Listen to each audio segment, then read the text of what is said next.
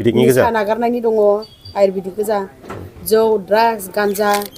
खुलुमबाय रायजो राजा नोंथांमोन आङो दायो दंफैयो जाहैबाय उगुरिनि मोनसे फिसासा हस्पिटालाव दा बेयावहाय जोङो मुलि लांनो फैदों ओमफ्राय बेजों लोगोसे मा मुलि नुयो बेफोरखौ नोंथांमोननो देखायगोन जोंजों लोगोसे नोंथांमोनाबो नायलांबाय थादो आरो मिथिनानै लादो मा मुलि मोनो बे हस्पिटालानो जाहैबाय नै बेनो दा जोङो सिङाव हाबलांसिगोन हनै जोङो आदा सासेनि मुलि लांनो फैदों सिङाव नायदो बेफोरबायदि नुनो मोनगोन फिसासा हस्पिटाल दङ बेयावहाय सरकारि हस्पिटाल ओरैसो सिदा थांगोन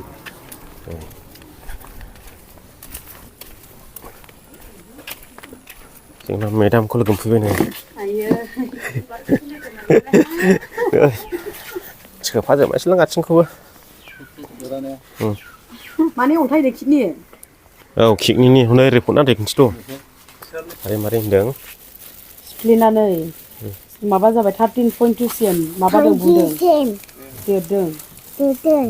थाइनि रिनेल माबा कनक्रिसन माबा दङ किडनि स्टन 0.36 cm नै मुलिजों थांगोन दा मुलिजों थांनांगौ ini मुलि आलदा हरगोन डक्टरा जेबो मोना उदैखौ एसे खिथादो दे माब्रै औ मा उदै खालियाव फुङाव गनाय सानाव गनाय मोनाव गनाय थाबैनो मागोन ओमफ्राय बे जाखांनानै फुङाव गनाय मोनाव गनायखौ जाखांनानै अन्थाइ किडनि अन्थाइनि मुलि दायो मास मोनसेनि रिजाल्टखौ मोनगोन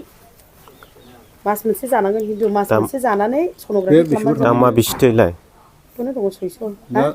बियो बेसेबां जानांगोन मास मोनसे फुरा जा एक्चुअली 3 मान्थ्सनि कर्स हो इयो लाखिन बे मास मोनसेयावनो हामबायलाय माथो जाबावनांगौ जानांगले हा औ बे आलायारन प्रडाक्टसो औ आलायारन प्रडाक्टनि बे औ नोंनियाबो गोदान प्रडाक्टसो इयो दिनाव खेबसे होनदोंमोनलाय आलायारन प्रडाक्ट नै मेडामनि खननै औ दे रायजोफोरनो एसे मिथिहोहरदो मा प्रडाक्ट मोनो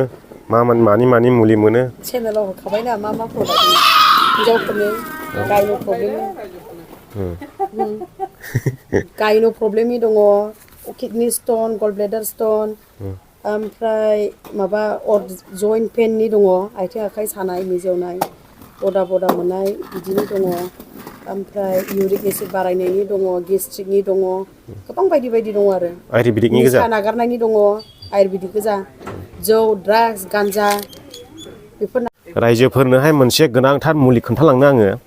बेनो जाबाय जौ नागारनायनि जुदि सोरनिबा हौवाफ्रा लोङै जायै न'खरफ्राव दुम दाखाल खालामदोंब्ला बे मुलिखौ जाब्लानो जौखौ नायनो हानाय नङा जाहैदों मुलिया आयुर्वेदिकनि ओमफ्राय नै बे जोंनि मेडामनावनो मोनगोन नोंथांमोना दा बावैसो नुलांखाबाय उगुरियाव मोनसे सरकारि हस्पिटाल दङ फिसासानो बेयाव फैनानैहाय लोगो लाफैलानो बे मुलिखौ मोनलांनो हागोन बेयावनो नार्स मावो बियो सम्फा बसुमतारी बिथांजोनियावनो नोंथांमोना मोनलांगोन जुदि सोरबा लोङै जायै न'खरफ्राव दुम दाखाल खालामदों दावराव दावसि खालामदों जौ नागारहोनो गोसो दङ बिसिफ्रा अब्ला नोंथांमोना स्रोदनै फैनानै लांफैदो दामाबो बारा 400 ग्रोब थेमायावहाय आयुर्वेदिकनि आरो लांफैनानैहाय फिसाइफोरनो होखोमाबानो जाबाय जौखौ नायनो हानाय नङा बियो सप्तासेनि गेजेरावनो जों जेनाखि मुलि खोन्थादोंमोन बे मुलिखौ ओरै हस्पिटालनि सिदा हाबलांनानै मोनगोन बेयावनो थाखायो मेडामा बेजों लोगोसे दिनैनि भिडिअखौ बेयावनो फोजोबनाय जाबाय बियो उगुरियाव उगुरि सरकारि हस्पिटाल दङ फिसानो बेयावनो मोनगोन आरो बेखिनियावनो फोजोबबाय रायजो राजा नोंथांमोन थफ्ला लाबाय नै बे हस्टेलनिफ्राय मानसि लाना थांफानांनायसै ससे बेनोसै आरो गोजोनथोंसै बयनिसिमबो भिडिअखौ जोबजासिम नायनायनि थाखाय